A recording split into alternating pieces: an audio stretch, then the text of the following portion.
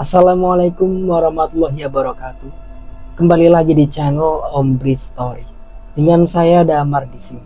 Di kesempatan kali ini saya akan membawakan sebuah cerita yang berjudul Putusnya Kepala Bayiku Saat Dilahirkan. Cerita ini ditulis oleh akun Facebook bernama Meira Shakila. Sebelum cerita ini dimulai, jangan lupa untuk like, komen, dan subscribe channel ini. Dan juga tekan lonceng notifikasinya, agar kalian tidak ketinggalan cerita terbaru dari kami. Bagaimana dan seperti apa kelengkapan ceritanya? Tentunya tak usah berlama-lama. Langsung saja kita masuk ke ceritanya.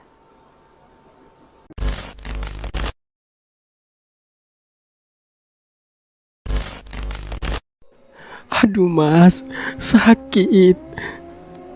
Bagi Karimbi yang terus meringis sambil memegangi perutnya. Danur mengusap wajah Arimbi yang dipenuhi oleh peluh dan keringat sebesar biji jagung. Ia terus menciumi wajah Arimbi. Suara petir dan guntur terus bersahutan. Damar yang sudah pergi mencari Mbak Karsim juga belum tiba. Mungkin terhalang hujan yang begitu deras di luar sana. Sabar sayang, kamu pasti kuat ya. Ujar Danur yang terlihat khawatir melihat istri yang paling ia cintai terus memaki kesakitan. Pengalaman pertama bagi Danur yang akan memiliki seorang bayi, hasil dari buah cinta mereka selama 2 tahun ini. Ibu, sakit. Tolong Arimbi, Bu. Teriak Arimbi memanggil ibunya. Wulan pun menghampiri dan terus mengusap tangan Arimbi. Netranya berkaca dengan wajah sendu, menatap putrinya yang terus meraung kesakitan di atas ranjang. Danur, gimana ini nak? Kita harus membawa Arimbi ke kota sekarang juga. Bidan Dian bilang kalau Arimbi harus melahirkan dengan dokter karena ada kekurangan perkembangan janin. Ucap Wulan lirih. Pandangannya tak lepas dari Arimbi yang terus meraung. Tapi suasana di luar sangat tidak memungkinkan, Bu. Hujan deras sekali. Ayah juga belum kembali. Cuaca di luar sangat tidak baik untuk Arimbi yang sedang pendarahan. Tapi bagaimana dengan bayinya? Ibu tidak mau terjadi apa-apa sama anak dan cucu ibu. Kita berdoa, Bu. Kita minta pertolongan Allah. Jangan gelisah. Itu hanya membuat Danur semakin khawatir, Bu. Wulan akhirnya menunduk. Tak lama ia menatap lekat wajah Arimbi yang sedikit bersinar. Terlihat pucat namun begitu cantik dipandang. Wulan berpikir dan menerka-nerka. Kenapa? Sepertinya ada yang aneh dengan putriku. Batin Wulan bermonolog. Namun hanya dalam hati ia berbicara. Hingga tak lama terdengar suara seseorang datang. Terlihat Damar bersama Mak Karsim berjalan menghampiri mereka dengan keadaan basah kuyup. Ganti baju dulu, Mak. Titah Damar. Mak Karsim pun mengangguk lalu bergegas berganti pakaian. Setelah selesai ia kembali dan melihat Arimbi yang sudah sangat kesakitan. Duk, kamu baik-baik saja? Tanya Mak Karsim pada Arimbi. Ma, aku sudah gak kuat. Sakit, Ma. Sabar ya, Bu. Tolong siapkan air hangat. Wulan mengangguk lalu beranjak menuju dapur dan mengambil keperluan yang diminta Mak Karsim. Sakit, Mas. Arimbi, tolong tarik nafas ya, Nak. Tarik nafas lalu keluarkan secara perlahan. Arimbi mengikuti arahan Mak Karsim dengan tangan terus berpegangan pada Danur. Mak Karsim berusaha mengarahkan Arimbi untuk mengejan. Namun Mak Karsim melihat ada keanehan. Ia terus berusaha membantu bayi yang sudah terlihat itu untuk keluar. Namun Mak Karsim terperangah, kala bukan kepala yang keluar lebih dulu. Astagfirullah, liriknya dengan tangan gemetar. Ada apa, Mak? Danur bertanya. Ini nak Danur, bayinya ada kelainan, bukan kepala yang terlihat. Tapi apa, Mak? Ada apa dengan bayi saya? Ini kakinya yang lebih dulu keluar. Apa? Wulan dan Danur terkejut. Bukankah bidan hanya mengatakan ada kelainan dari jalan lahir Arimbi? Kenapa malah bayinya yang berbalik saat dilahirkan? Padahal selama ini Arimbi rutin melakukan periksa kesehatan dan semua normal juga baik-baik saja. Mak Karsim kebingungan. Namun melihat wajah Arimbi yang sudah memucat menahan sakit, ia berusaha membantunya agar bisa menyelamatkan bayi mereka. Tarik nafas, keluarkan perlahan ya Nduk. Mak bantu menariknya. Arimbi mengangguk lalu menarik nafas secara perlahan dan kembali mengedan. Dan krek. Astagfirullah, ya Allah. Ada apa lagi, Mak? Tanya Wulan. Mak Karsim menggeleng. Peluh dan keringat berlomba membasahi wajahnya. Tangannya gemetar hebat dengan bibirnya yang keluh. Wulan yang penasaran menghampiri dan melihat apa yang terjadi. Matanya seketika membulat dengan mulut terbuka melihat sosok bayi di tangan Mak Karsim yang tanpa kepala. Darah segar mengucur dari jalan lahir. Sedangkan Arimbi ia masih merasakan sakit yang masih berlanjut karena bayi yang belum seutuhnya lahir. Tidak, Ibu, Bu. Danur menghampiri Wulan, namun pandangannya tertuju pada bayi di bawah kaki Arimbi. Ya Allah, Mak. Ada apa ini, Mas? Arimbi bertanya dengan terbata karena tenaga dan tubuhnya sudah lemah. Ini tidak mungkin, Mak. Kemana kepala bayiku? Hardik Danur. Apa maksud kamu, Mas? Kepala bayi? Nak, kepalanya putus dan tertinggal di dalam. Lirih Mak Karsim membuat Danur pun limbung. Tungkai Danur seketika melemas. Begitupun Arimbi. Ia berusaha bangkit hendak melihatnya. Namun pandangan Arimbi pun kembali terbelalak melihat bayi di bawah kakinya terkulai tanpa kepala. Tidak, anakku. Darah segar terus mengucur dari jalan lahir Arimbi. Pekikan dan teriakan histeris Arimbi bagai alunan di malam yang mencekam. Hujan dirasakan semakin deras. Angin dan petir saling beradu di kegelapan.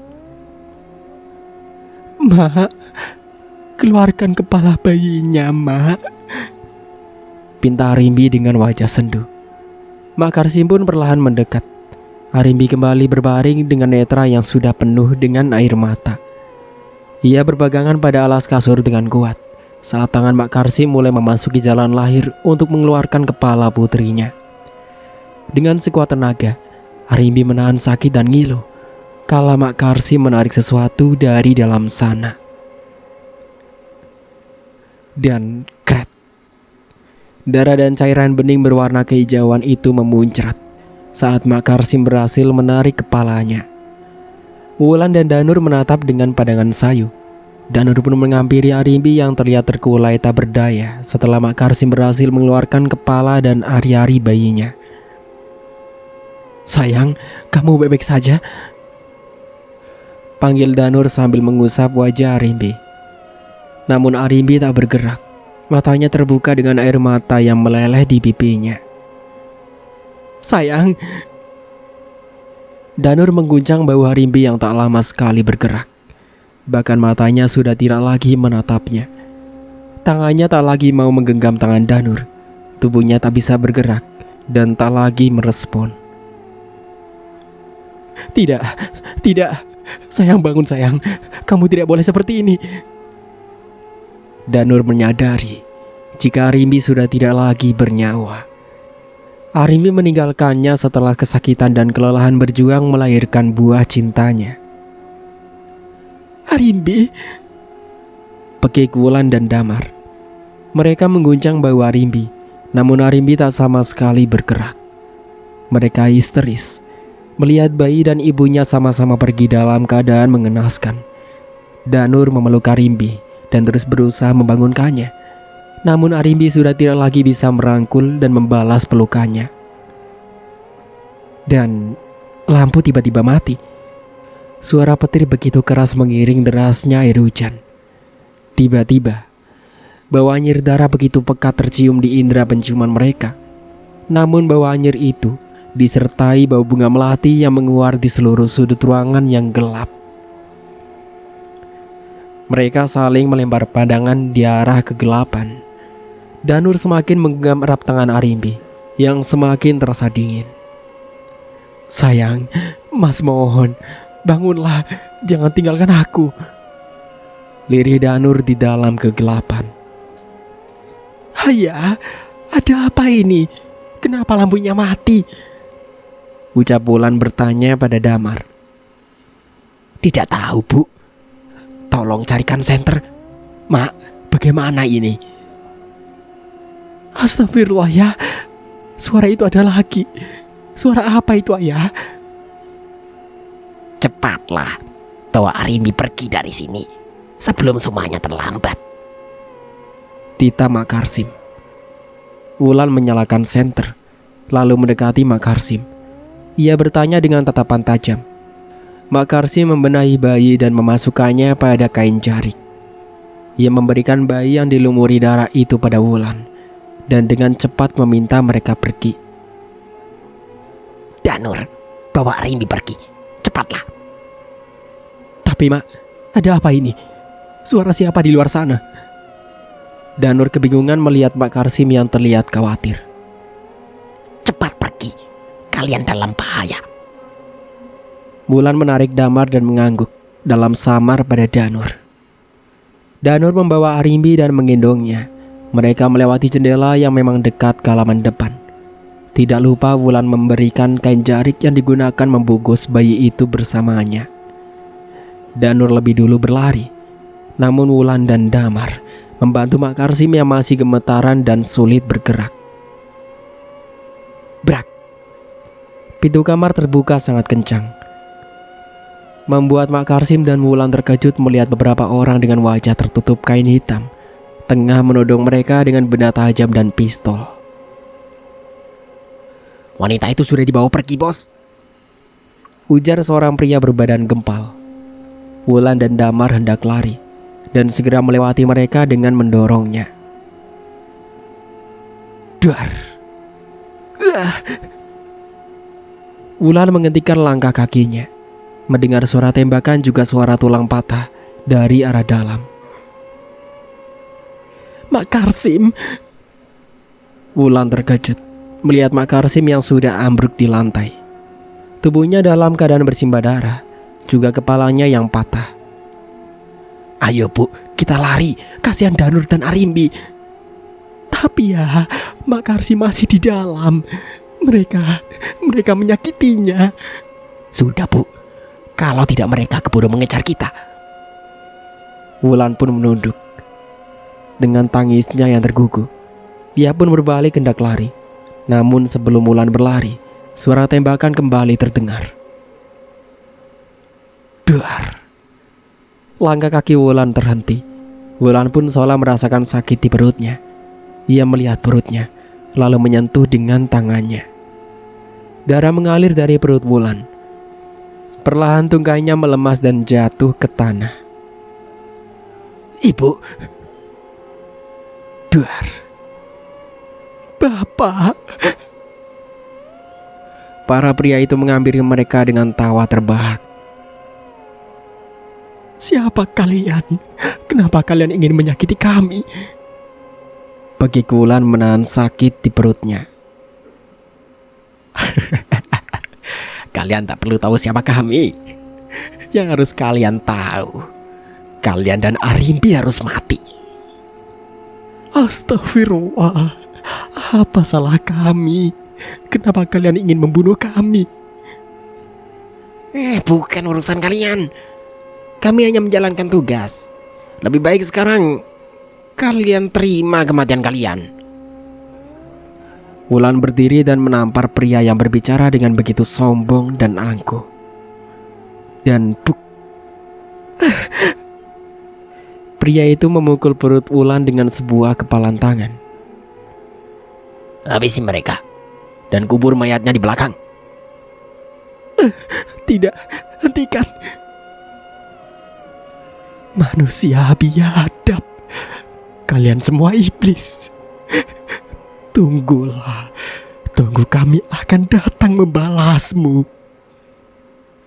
Cuy, sudah tidak berdaya saja, masih mampu bicara. Kalian cari bayi dan ibunya juga Danur. Tanggap mereka, hidup dan mati. Baik bos. Beberapa pria mengejar Danur, dan beberapa pria membawa jasad Wulan, Damar, dan Mak Karsim untuk dikubur. Langkah mereka mengikuti tetesan darah segar yang berceceran di tanah dan rumput, menelusuri jalan setapak yang mulai tertuju pada jalan raya. Namun suasana sangat sepi dan mending ditambah gelap gulita. Kilatan cahaya dari petir yang sesekali menerpa membuat mereka terus berjalan mencari Danur, hingga mereka menepi di jalan dan sudah berpapasan dengan hutan. Kemana dia? Kita sudah hampir menyusuri jalan, namun jejaknya menghilang. Ujar seorang pria tambun berjambang. Mereka semua terus memutar pandangan pada penjuru jalan, hingga seorang pria dengan wajahnya sedikit terbuka itu melihat sebuah bungkusan tergeletak di tengah jalan. Bang, apaan itu? Mereka menoleh pada satu bingkisan kain yang ada di tengah jalan. Coba lihat. Mereka menghampiri bingkisan yang terbungkus kain jarik. Perlahan, mereka membuka ikatannya yang tampak tidak terlalu kuat. Namun mereka membulat sempurna kala melihat isi dari bingkisan itu. Rupanya tidak perlu susah-susah kita mencari mereka. Dia malah sengaja memberikan ini pada kita. Tukasnya dengan tawa terbahak di tengah malam sunyi dan gelap. Kalau begitu, mari kita pulang. Kita tidak butuh mereka, tapi butuh ini. Mereka semua berbalik dan hendak meninggalkan tempat itu. Namun, krek. Lagi mereka menghentikan langkah kakinya ketika mendengar suara ranting kering yang terinjak. Pandangan mereka bertiga beredar. Namun mereka yakin itu pasti Danur yang hendak kembali mengambil jasad bayi dengan kepalanya yang sudah buntung. Sudah, ayo kita pergi. Biarkan saja dia mencari bayi ini. Baik bos. Mereka meninggalkan jalanan yang sepi dan senyap. Dari balik pohon di samping jalan yang terdapat semak, Danur memperhatikan mereka yang sudah mengambil bayinya. Sayang, tolong bangun. Jangan biarkan aku sendirian. Bayi kita sayang, bayi kita dibawa mereka. Lirih Danur di tengah gelap pekatnya malam. Ia memeluk jasad Arimbi yang kaku. Jika terlihat mungkin saja sudah membiru. Namun karena pekatnya malam, ditambah rintik hujan yang masih deras mengguyur membuat Danur kesulitan untuk berjalan. Ditambah dengan dirinya yang membawa jasad Arimbi. Mas janji, Mas akan mencari tahu siapa yang sudah membawa bayi kita pergi. Dan mereka jadikan apa putri kita. Mas janji sayang. Ujarnya memeluk erat Arimbi serta terus menciumi wajahnya yang mungkin sudah pias. Perlahan Danur bangkit. Ia terus mencari jalan yang melihat ke arah di mana ia tadi datang.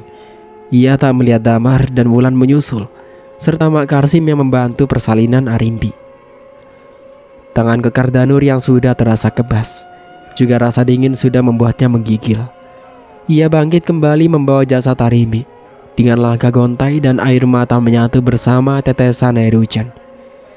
Pilu membuatnya begitu pilu, juga sangat terluka atas apa yang menimpanya. Danur berjalan memasuki hutan di samping jalan. Ia tak tahu arah kemana ia akan melangkah. Kakinya berjalan tanpa arah dengan membawa Arimbi yang sudah tidak bernyawa. Bruk. Danur terjatuh setelah ia jauh menyusuri hutan. Ia merasa lelah dan mengantuk hingga ia memeluk Arimbi dan terlelap. Mata Danur yang baru saja terbejam dan masih terasa begitu berat berusaha membuka matanya dan mengedarkan pandangan. Pandangannya yang sedikit terbayang menangkap siluet seseorang tengah menatapnya. Danur perlahan mengucek kedua matanya dan melihat sosok wanita tua menatapnya dengan menyeringai. Nek, maaf. Lirih Danur dengan wajah lesu karena kantuk. Apa yang kau lakukan di sini? Mengapa kau membawa mayat ke sini? Ini adalah tempatku. Tidak semua orang bisa masuk ke sini. Bagaimana bisa kau berada di sini dengan mayat? Dia istriku, Nek. Potong Danur cepat.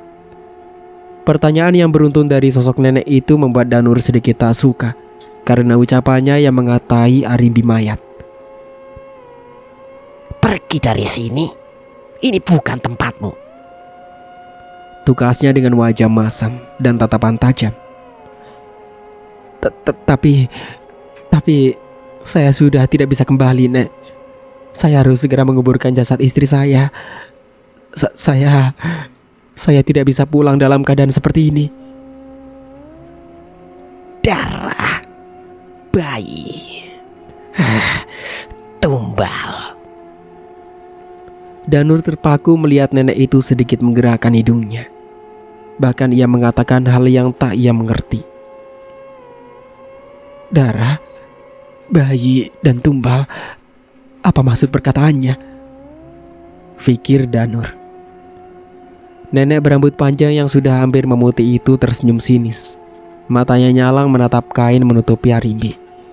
Danur mengalihkan pandangan dengan bergantian menatap jasad Arimbi dan nenek itu. Istrimu korban dari kekejaman manusia serakah, dan bayi kalian adalah tumbal yang sudah dijadikan sebagai syarat memenuhi ritual penyembah setan. Pungkas nenek itu dengan mata terpejam. Saya Asi. Panggil saya Nek Asi. Kau beruntung karena masih selamat dari kejaran mereka. Namun apa, Nek? mereka menjadi tumbal pengganti. Ucapnya menjawab. Siapa, Nek? Orang tua istrimu dan wanita parubaya yang membantu kelahiran bayi kalian. Danur seketika terhenyak mendengar kabar yang tak terduga dari nenek di hadapannya. Tubuhnya seketika terasa tak memiliki tulang. Dari mana nenek tahu? Apa yang kau alami adalah hal yang pernah saya alami. Desa Sukmawangi. Kau dari desa itu bukan? Danur mengangguk. Ia tak mengerti mengapa nenek Asi bisa tahu asal desanya. Ia menatap nenek Asi dengan pandangan penuh tanya. Tatapannya begitu dalam membuat nenek Asi kembali menatapnya. Tidak perlu bertanya saya tahu dari mana. Lebih baik sekarang bawa dia ke gubukku. Kita kuburkan jasadnya dengan layak. Gubuk? Ya, saya tinggal di sebelah sana. Di dalam hutan ini? Nenek Asi mengangguk. Punggungnya yang sudah bungkuk juga rambutnya yang sengaja ia urai meski sudah memutih, namun masih sangat terlihat berseri. Beberapa menit kemudian, Danur sampai di depan rumah bambu yang sekitaran 3 kali 4 meter tersebut, namun terlihat sangat rapi dan nyaman. Nenek Asi membawa Danur ke dalam gubuk rumahnya dan menyuruh Danur membaringkan jasad Arimbi di alas tikar lusuh. Pergilah, biar saya yang memandikan dia dan mengurusnya. Kau gali kuburannya di samping rumah sebelah utara. Jangan lupa siapkan bunga 7 rupa. Dan satu hal, carilah bunga melati sebagai tambahan. Baik, Nek. Danur manut dengan apa yang diperintahkan Nek Asi. Dalam pikirannya, ia hanya ingin segera menguburkan istrinya, karena ia tak tega membiarkan Arimbi terlalu lama menderita di dalam dunia. Danur melangkahkan kakinya meninggalkan Nek Asi bersama Arimbi. Begitupun Nenek Asi, ia menyiapkan semuanya untuk memandikan Arimbi. Setelah semua terkumpul, Nek Asi membuka kain jarik penutup tubuhnya Sesaat ia menatap wajah Arimbi dan melihat tubuhnya yang kaku. Perlahan ia menyiram air pada wajah Arimbi dan tubuhnya. Nek Asi pun mengusapkan sabun yang biasa ia gunakan untuk memandikan jenazah. Malang sekali nasibmu, nak. Mereka begitu tega, keji, dan sangat berhati binatang. Tapi kau tak usah bersedih. Nenek akan membangkitkanmu untuk mencari mereka yang sudah menyakitimu. Juga mereka yang sudah dengan kejam menumbalkan bayimu. Ujarnya dengan terus membasuh tubuh Arumbi. Namun gerakan tangannya seketika terhenti kala melihat bagian jalan lahir yang masih membengkak. Darah itu masih jalan membasahi jalan lahir Arimbi. Perlahan tangannya meraba perut Arimbi. Dan Tumbal bayi di malam bulan purnama, lirinya. Lalu ia melihat suasana yang sudah mulai berubah. Sinar matahari semakin terik, namun angin berembus sangat berbeda. Suasana di luar terlihat cerah. Awan dan langit biru terlihat terang-terang saja. Namun perasaan Nek Asi sangat gelisah, seolah akan terjadi sesuatu di malam yang akan tiba. Hatinya seakan berdesir dan gundah menatap Arimbi dalam keadaan menyedihkan. Di suatu tempat beberapa orang tengah berkumpul hendak melakukan ritual di dalam rumah megah. Namun mereka tengah berada di dalam sebuah ruangan bawah tanah yang terlihat sangat kusam. Keadaan ruangan yang begitu pengap, debu dan banyak beberapa tengkorak di dalamnya. 3 wanita berpakaian elegan ikut serta, duduk di antara para pria berpakaian serba hitam. Di antaranya ada seorang wanita berpakaian gaun merah, rambut dengan wajah yang terbilang sangat indah. Namun hanya beberapa orang yang dapat melihat dan menemukan. Itu pun dengan niat yang tertentu sudah dibulatkan. bagaimana Nyai? Apa semuanya bisa diproses? Ujar seorang pria berbadan tegap, sedikit berjambang dan tinggi. Seharusnya wanita itu kalian temukan, karena ari-ari bayi ini masih berada dalam perutnya. Wanita tua itu sengaja memotong ari-arinya agar kita gagal melakukan ritual. Namun kau tak usah khawatir, kita lakukan ritual pertama tanpa ari-ari bayi sebagai penyempurna. Namun dalam waktu 1 pekan, kalian harus menemukan calon tumbal baru dan sempurna. Jawabnya dengan wajah datar tanpa ekspresi. Sosok pria itu merasa ragu. Namun jawaban yang ia dapat sedikit membuatnya lega sehingga bisa mencari tumbal pengganti. Baik Nyai, saya akan usahakan mendapatkan tumbal baru. Namun saya ingin tahu, apakah wanita itu sudah... Dia sudah mati.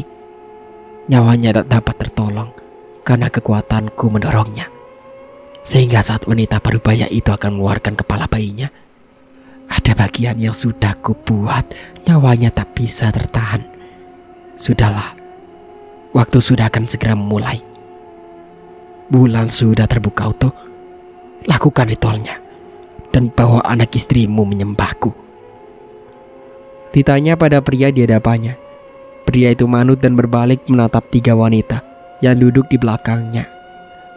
Meski dengan ragu, para wanita itu menghampiri dan menuruti apa yang diperintahkan pria itu. Runia, Rati, beri hormat padanya Arum. Dan kamu Dis, kamu harus patuh dengannya. Harapanmu akan segera terwujud. Ucapnya pada 3 wanita yang menundukkan kepala di hadapan Nyai Arum. Sembah kami Nyai. Kau siap menanggung resiko atas perbuatanmu ini Gendis? Kau siap jika petaka akan tiba setelah kemenangan ini? Nyai Arum memberikan beberapa pertanyaan dan kemantapan para pengikutnya. Ia bangga dengan dirinya yang mampu menundukkan para manusia serakah. Demi harta mereka akan mengorbankan banyak jiwa. Saya siap Nyai. Baiklah, jika kalian sudah siap dan mau menerima resiko dari semuanya, saya akan membantu kalian. Lakukan ritual pertama. Makanlah bayi yang berada dalam kendi itu. Minum darahnya. Lalu lakukan ritual kedua. Nyai Arum menjelaskan ritual-ritual yang harus mereka lakukan. Rati dan Runia menggeleng. Kalau Nyai Arum meminta mereka menyantap bayi yang mereka bawa semalam. Begitupun Gendis, istri dari seorang pria bernama Dirga. Ia merasa mual dan gejolak kala membayangkan harus memakan bayi dan meminum darahnya. Lakukan sekarang, titanya. Mereka semua menelan ludahnya dengan susah payah. Tangannya gemetar kala menyentuh bagian dari bagian yang sengaja Nyai Arum siapkan. Rupanya, beberapa bayi mereka dapatkan dari satu malam. Tidak hanya bayi Arimbi, tapi juga bayi yang sengaja sudah mereka tandai keberadaannya. Perlahan mereka menyantap bayi dalam keadaan tanpa kepala itu dengan susah payah. Meski gejolak di dalam perutnya terus meronta ingin mengeluarkan apa yang mereka makan. Gendis menatap Dirga yang dengan lahap menggigit setiap bagian dari daging bayi yang masih merah itu, tanpa rasa jijik, yang menyantapnya dengan begitu rakus. Makanlah Gendis. Jangan hiraukan akan gejolak di perutmu. Pikirkan kekayaan yang akan kita dapat. Rumah mewah itu akan segera menjadi milik kita. Gendis mengangguk pelan. Netranya kembali menatap nanar bayi di dalam tangannya. Darah memenuhi tangannya yang terus berusaha memasukkan bayi ke dalam mulutnya. Amis dan bau anyir itu begitu pekat. Namun bayangan rumah yang mereka impikan akan segera mereka miliki membuatnya kembali semangat. Gendis bersemangat dengan lahap menyantapnya, meski dengan perut yang terasa diaduk.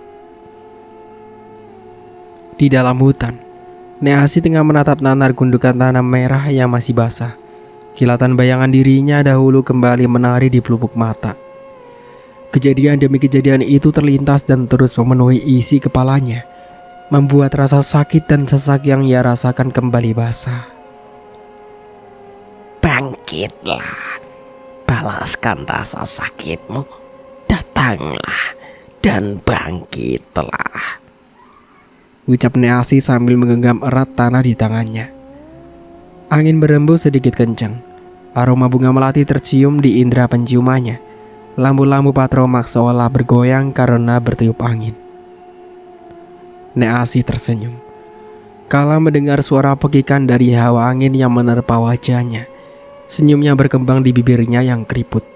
Tak lama, Neasi membaca sesuatu dari mulutnya yang membuat angin itu seketika tenang. Aku akan datang membalas kekejaman yang sudah mereka lakukan. Aku akan datang meminta mereka untuk mengembalikan apa yang mereka ambil dariku. Jika tidak, nyawa mereka adalah taruhannya. Datanglah nak, kemarilah. Lirik Neasi merentangkan tangannya. Prak. Saat Neasi akan menyentuh tangan sosok yang masih belum sempurna itu, tiba-tiba Danur tiba membawa bunga untuk menaburi kuburan Narumbi. Neasi menghentikan aktivitasnya. Ia tak ingin pria itu tahu jika ia akan membuat istrinya menjadi sosok arwah yang penasaran. Nek, saya ingin memberikan doa untuk istri saya, ujarnya menatap gundukan tanah di hadapan Neasi. Netra Danur berbayang, kelopaknya kembali memanas. Mengingat wanita yang begitu ia cintai sudah tertimbun tanah dan meninggalkannya. Bahkan bayi yang mereka tunggu-tunggu selama 2 tahun lamanya tak bisa Danur rangkul kembali. Kau harus kembali dan mencari siapa mereka yang sudah menghancurkan kehidupan kalian. Kau harus menemukan mereka dan menghentikan perbuatannya. Jika tidak, akan banyak korban di setiap 3 bulan di malam yang sama, tutur Neasi pada Danur. Namun Danur masih tak ingin pergi. Ia masih ingin dekat bersama istrinya di sana. Neasi meninggalkan Danur dengan wajahnya yang datar. Kekecewaan mengimpit dadanya. Ia harus mengulang kembali memanggil arwah Rumbi dan harus membuatnya membalaskan dendamnya. Danur seduh sedan dalam tangisnya. Ia merindukan Arimbi juga bayinya. Tadi malam adalah malam terakhir di mana dirinya dapat memeluk Arumbi. Bahkan ia tak sempat memeluk sang bayi. Danur terbiasa. Saat malam tiba dan akan terlelap, ia akan memeluk Arumbi dan calon bayinya. Namun malam ini, Danur merasakan kegundahan dan kekosongan. Ada kemarahan di hatinya yang tiba-tiba datang. Bahkan ia mengepalkan tangannya. Mas janji, setelah ini Mas akan kembali ke rumah. Mas akan mencari tahu siapa mereka yang sudah menumbalkan putri kita. Sayang, Mas rindu. Mas sangat merindukanmu. Mas mohon temani Mas sayang. Danur memeluk tanah yang ia bayangkan adalah diri Arimbi. Tanpa disadari, ada sosok yang tengah memperhatikannya. Wajah pucat dan sendu itu menatap nanar manik Danur dari balik pohon. Ia menangis melihat Danur yang tergugu dalam tangis.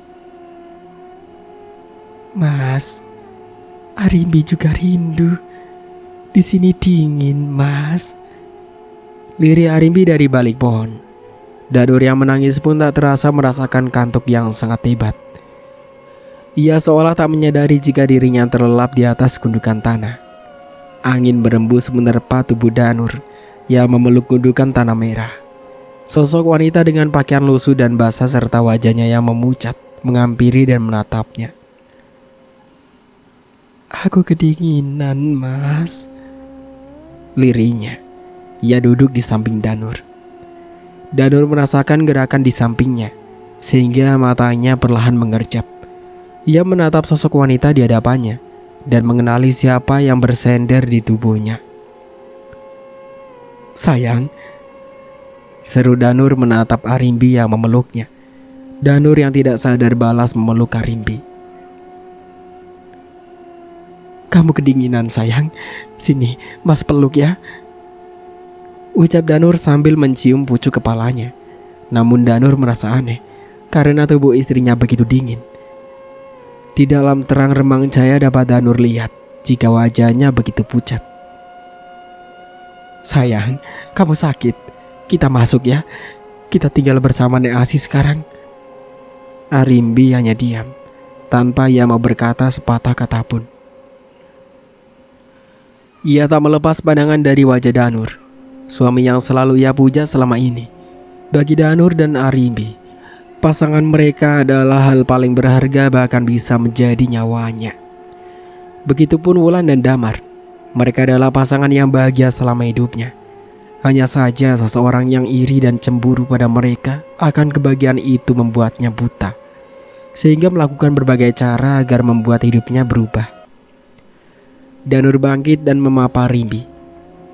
Baju basah dengan keadaan yang sangat menyedihkan membuat hati Danur tercubit.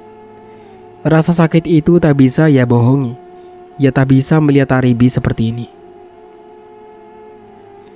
Nek Asi, Arimbi boleh tidur di sini, seru Danur dari luar. Suara langkah dari dalam sana terdengar, karena memang rumah sederhana yang terbuat dari kayu dan bambu.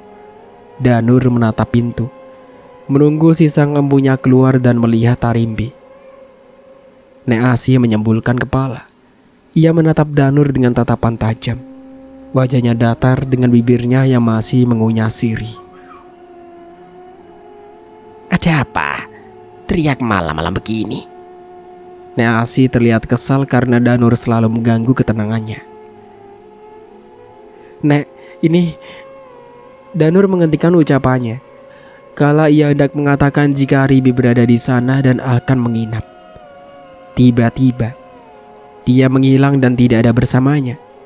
Danur celingukkan pandangannya menyapu seluruh penjuru halaman dan balai lapuk yang baru saja ia duduki bersama Arimbi.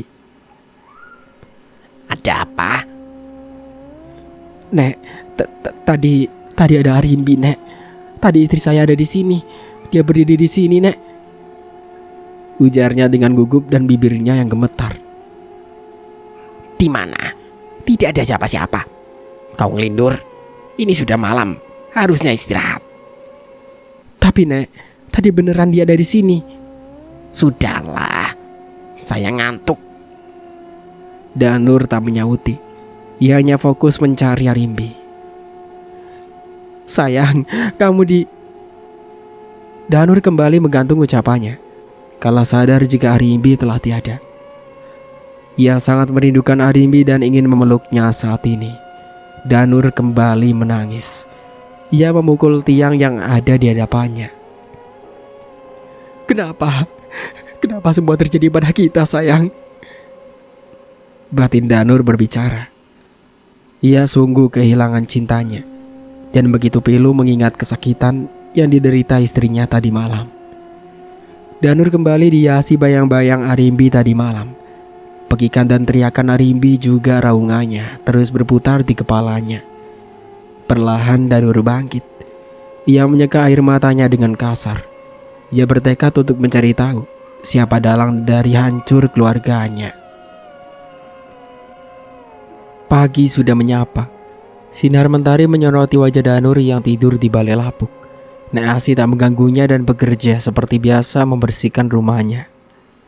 Suara sapu membuat indera pendengaran Danur terganggu, sehingga ia mengerjap kala papasan sinar mentari menerpa wajahnya. Ia melihat Nek Asi tengah menyapu halaman kala membuka matanya.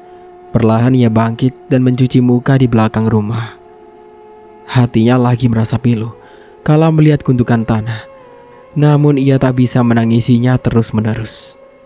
Danur kembali ke balai. Terlihat Nek Asi membawa nampan bersama kukusan ubi dan air minum. Sarapan, Nak. Tapi nenek hanya ada kukus ubi, ucap Nek Asi pada Danur sambil menawarinya. Terima kasih banyak, Nek. Terima kasih sudah mau menampung saya, lirih Danur. Tidak perlu berterima kasih. Saya hanya membawamu ke tempat seperti ini. Nek, seru Danur ragu. Ada apa? Saya... Pergilah. Mereka menunggumu. Namun satu hal, jangan pernah memberitahu siapapun tentang saya, ujarnya berpesan. Baik, Nek. Saya pasti akan sering menengok ke sini. Nek Asi mengangguk. Danur akhirnya melahap rebusan ubi sebagai pengganjal perutnya, meski kenyang hanya sementara karena tak diisi nasi. Setelah selesai mengisi perut, Danur bersiap untuk pergi. Nek Asi memberikan arahan agar jalan yang ia tempuh tidak nyasar. Nek Asi juga berpesan, jika mendengar suara apapun jangan pernah menengoknya atau berbalik ke belakang. Nek, saya pamit. Ya, hati-hati. Jika ada apa-apa, kabari saya. Danur mengangguk, lalu melangkah pergi dan meninggalkan Nek Asi. Sebelum benar-benar pergi, Danur berbalik dan menatap tanah di samping rumah Nek Asi. Air matanya kembali luruh dan membasahi wajahnya. Danur pun mengusap kedua pipinya. Namun saat akan pergi, sekilas ia melihat Arumbi, istriku, lirihnya. Namun saat ia hendak melangkah, sosok itu sudah tidak ada. Danur mengembuskan nafasnya dengan kasar. Lagi-lagi bayangan Arimbi mengantuinya. Rasa tak tega meninggalkannya bersama Nek Asi kian terasa. Namun jika Danur tak kembali, ia tak akan menemukan siapa pelaku di balik kematian istri dan anaknya juga orang tuanya. Saya pamit, Nek. Nek Asi mengangguk. Danur melangkah pergi meninggalkan kediaman Nek Asi. Nek Asi menatap kepergiannya dengan harapan. Selepas kepergian Danur, Nek Asi kembali masuk ke dalam rumah kayu dengan kegelisahan dan serta kerisauan. Nek Asi menyiapkan sesuatu. Ia ingin menyelesaikan ritualnya. Ia ingin wanita yang dikubur di belakang rumahnya kembali dan membalaskan setiap perbuatannya para pelaku yang sudah menumbalkan anaknya. Nek Asi bisa merasakan kepiluan Arimbi karena kehilangan putrinya. Andai ia tahu jika putrinya menjadi korban tumbal keserakahan seseorang, mungkin akan merasakan kepiluan yang amat sangat. Nek Asi mengatupkan kedua tangan. Bibirnya komat-kamit membaca sesuatu. Asap dari kemenyan makin mengepul tebal. Aroma bunga melati dan bau anyir mulai menyeruak. Datanglah, kemarilah, Nak. Angin berembus di sekitaran ruangan Nek Asi. Bau anyir dan bunga melati semakin pekat, pertanda jika sosok Arimbi mulai datang dan mendekati Neasi. Neasi perlahan membuka matanya. Ia mengedarkan pandangan mencari sosok Arimbi. Bau anyir dan busuk membuat Neasi sedikit pengap. Namun ia pun mengerti jika sosok Arimbi tak akan menyakitinya. Arimbi, di mana kamu? Serunya memanggil Arimbi agar keluar dan menemuinya. Neasi terus menyapu ruangan hingga ia menatap pada sisi samping lemari kayu yang usang dan rapuh. Neasi menarik nafasnya lega. Arimbi berdiri di sana dengan wajah pucat dan memangku bayi di tangannya. Suara tangisan begitu pilu terdengar di telinga Neasi. Ia perlahan menghampiri dan menatap lekat bola matanya yang menghitam. Dia menyakiti putriku. Dia mengambil putriku. Dia... Pergilah. Saya sengaja memanggilmu agar kau bisa membuat pembalasan pada mereka. Carilah dan berikan mereka hukuman yang setimpal. Arimbi menatap Neasi dengan wajah sendunya. Perlahan Neasi merentangkan tangan. Bibirnya kembali membaca sesuatu ditiupkan pada Arimbi. Bayangan dan kepulan asap terlihat, perlahan memasuki Arimbi. Perlahan terlihat seperti perubahan pada Arimbi. Ia tak sesendu sebelumnya. Rupanya Neasi menyatukan roh lain pada Arimbi. Aku akan datang. Tidak akan aku lepaskan satu orang pun dari dendamku. Arimbi berseru dengan sorot mata tajam. Perlahan melayang pergi menjauh dari Neasi. Neasi tersenyum puas. Ia berhasil menyatukan sosok Kinasi dengan Arimbi. Kinasi adalah putrinya yang mati dengan nasib yang sama. Asih adalah korban yang selamat seperti Danur. Danur masih beruntung. Ia bisa menyelamatkan Arimbi dan menguburkannya dengan layak. Tapi tidak dengannya. Kinasi dengan bayinya berhasil mereka tumbalkan. Yang sampai saat ini belum ia ketahui adalah, apakah yang menumbalkan Arimbi orang yang sama atau lain orang? Sehingga Asih meminta Danur untuk kembali dan mencari tahu siapa yang menjadi pelakunya kali ini. Di desa Danur telah sampai, namun rumahnya sudah ditutup oleh penghalang jalur polisi. Desa dia memang tidak berada di pedalaman, hampir sudah menjadi setengah perkotaan. Namun masih banyak warga yang memang melakukan kegiatan dan perbuatan tercela. Dengan mereka bersekutu dengan jin dan sebagainya demi memenuhi keinginan mereka. Mereka tidak peduli jika korban itu mati atas tindakannya. Yang mereka tahu hasil dari penumbalan adalah keutamaan. Hei Danur, masih bisa kau menampakkan wajahmu itu di sini? Seru seorang ibu di samping rumahnya dengan wajah masam. Danur mengernyitkan dahi, tak mengerti dengan apa yang dikatakan oleh tetangganya. Iya ya, sudah membunuh mertua, kau lari, dan sekarang masih punya muka balik lagi. Cuy. Danur membulatkan mata mendengar kata-kata yang diucapkan Bu Devi. Perlahan Danur mendekat dengan sorot mata tajam. Ia hendak bertanya pada ibu-ibu di hadapannya. Heleh, jangan pura-pura kamu Danur. Mertua kau bunuh dengan sangat kejam. Mak Karsim pun kau bunuh. Lalu sekarang di mana? Di mana Arimbi? Kau sengaja menyembunyikan Arimbi karena takut kan? Bu, saya... Oh, rupanya ada tamu di sini. Seorang pembunuh masih punya wajah menampakkan diri di desa ini. Mirna dan Rangga keluar dari rumah Danur. Wajah mereka samar dengan kata-kata ketus. Bi Mirna, apa maksud Bibi? Kamu gak usah sok lugu Danur. Kamu sudah membunuh kakak saya, Mas Damar, dan Mbak Wulan meninggal karena kamu. Apa? Ibu dan ayah meninggal? Danur terkejut mendengar kata-kata Mirna, adik dari Wulan. Ia mengingat kembali kata-kata Neasi. Jadi yang dikatakan Neasi adalah mertuanya korban dari tumbal mereka. Danur tidak berpikir jika Wulan dan Damar meninggal. Ia pikir jika Wulan dan Damar hanya menjadi sarana penyekapan agar ia memberikan Arimbi pada mereka. Tubuh Danur seketika lunglai. Tungkainya terasa lemas. Ia mencoba berdiri dengan kaki yang begitu gontai. Tangannya berpegangan pada pagar rumah di sampingnya.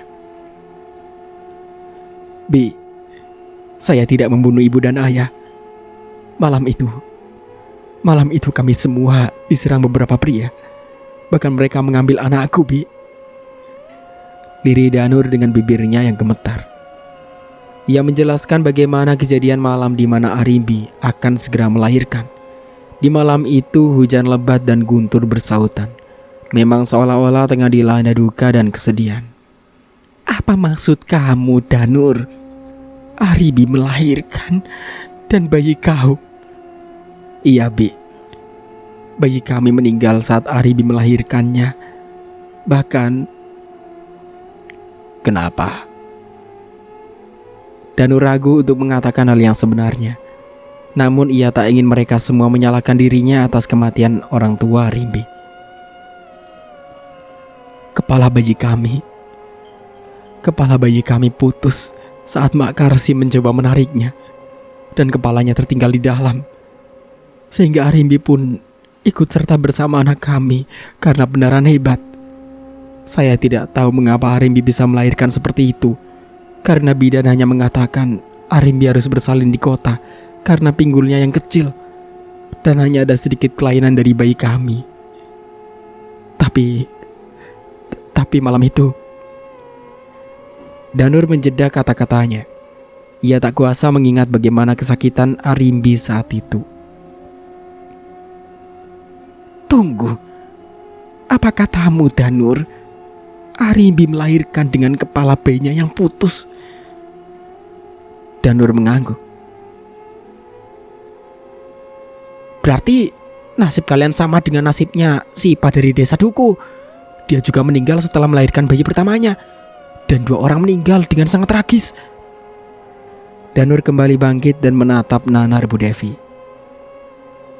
Maksud ibu, ada juga keluarga yang sama mengalami hal seperti ini. Sama seperti saya. Bu Devi mengangguk. Mirna yang sempat marah pun mereda. Setelah tahu jika apa yang dialami ponakannya adalah sebuah tragedi. Mirna dan Rangga pun meredam emosi.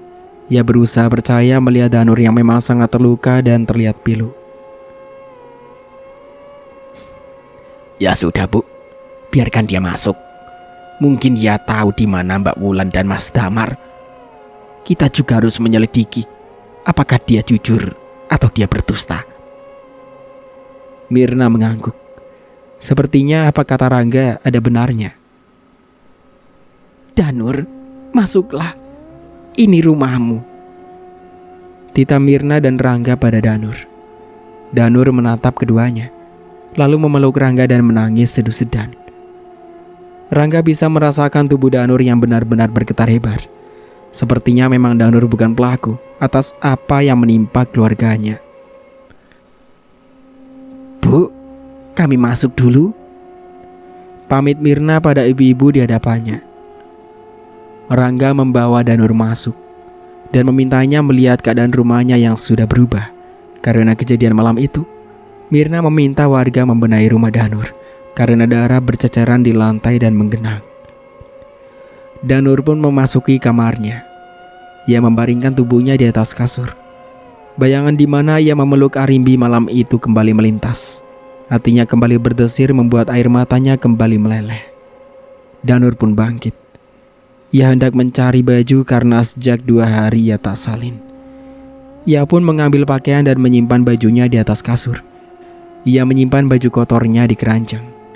Tapi Danur melihat sesuatu di balik keranjang pakaian kotor. Ia mengambilnya. Dan ternyata Danur perlahan mengambil benda yang berkilau. Sebuah kotak kecil persegi berwarna hitam. Ia melihat benda itu dengan sangat detail, lalu hendak membukanya. Danur terkesiap kala benda itu terbuka. Ada sebuah bungkusan putih di dalamnya.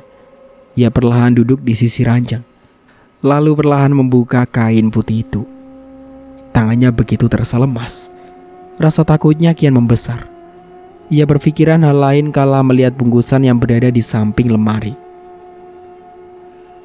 Apa ini semacam... Danur membulatkan matanya kala melihat sebuah gumpalan di dalam kain putih itu. Prak! Dia melemparkan benda itu hingga terjatuh ke lantai. Danur tahu jika gumpalan itu seperti daging. Ada darah juga seutas tali yang membuat daging berbentuk manusia itu terpisah dari lehernya. Danur mengingat kembali kematian putrinya.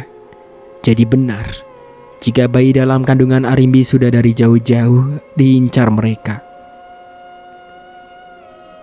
Danur! Teriak Mirna dari luar memanggilnya. Namun karena pintu tadi kunci, Mirna masuk begitu saja dan melihat Danur dalam keadaan syok. Mirna menghampirinya, melihat sebuah benda berserakan di lantai. Ia terkejut melihat darah berceceran. Juga ada daging berukuran ibu jari di sana. Apa itu, Danur? Kenapa ada darah? Dan ini? Bi, sepertinya benar. Istriku dan bayiku sudah diincar dari jauh-jauh hari. Itu saya temukan di balik lemari saat akan menyimpan pakaian. Ujarnya menjelaskan. Mirna membekap mulut tak percaya. Ada seorang sejahat dan sekejam itu dengan keluarganya. Tapi, apa itu benar, Danur? Danur mengangguk. Lihatlah, ada sebuah daging yang mirip dengan bentuk seorang bayi. Lalu ada tali yang memisah di antaranya. Saya yakin mereka yang melakukan ini dekat dengan kita. Karena ia bisa menyimpan benda itu di dalam rumah dengan begitu baiknya. Kamu benar, Danur. Tapi siapa? Danur menggeleng. Ia masih belum bisa mendapat jawaban. Pikirannya masih mengambang dan masih berputar. Seminggu sudah berlalu sejak penemuan benda yang membuat Mirna dan Rangga semakin penasaran. Mereka yang hendak kembali ke desa Menteng pun dihentikan Danur. Danur meminta Mirna dan Rangga untuk tetap tinggal di sana dan menemaninya hingga bisa menemukan pelaku yang sudah menghancurkan keluarganya. Tapi Danur, Tantri pasti sendirian karena Anggi kerja selalu pulang sore hari. Bibi juga gak enak tinggal di sini. Coba kamu minta Dirga dan Genis tinggal di sini. Kali saja mereka mau. Usul Mirna pada Danur. Namun entah mengapa, Danur seakan enggan untuk meminta Dirga dan Gendis. Padahal mereka sama keluarganya. Dirga dan Gendis adalah adik kedua Mirna. Keluarga Danur tidak ada di sana karena Danur hanya seorang perantauan. Dan sejak menikah dengan Arimbi, ia disibukkan dengan kerjaannya sebagai pemilik pabrik. Ya sudah, kami mau tinggal di sini. Tapi Tantri kami bawa ya. Celetuk Mirna yang membuat Danur melebarkan mata. Tidak, Bi. Saya mohon, jangan bawa Tantri ke sini. Loh, kenapa? Rumah ini besar. Bibi tidak sanggup mengerjainya sendirian. Biar Tantri dan Anggiku tinggal di sini. Gimana? Paman, Bibi. Bukan Danur menolak atau tidak mengizinkan Tantri dan suaminya tinggal di sini. Tapi kejadian kemarin yang menimpa Arimbi masih membuat saya trauma, Bi. Saya tidak mau terjadi lagi hal yang kesekian kalinya pada Tantri. Tantri tengah mengandung juga, Bi. Saya tidak mau dia tercium oleh manusia biadab itu. Mirna terdiam. Ia lupa jika rumah itu sudah mengalami hal tragis. Sehingga ia menuruti kata Danur dan lebih memilih menjenguknya setiap 1 seminggu sekali.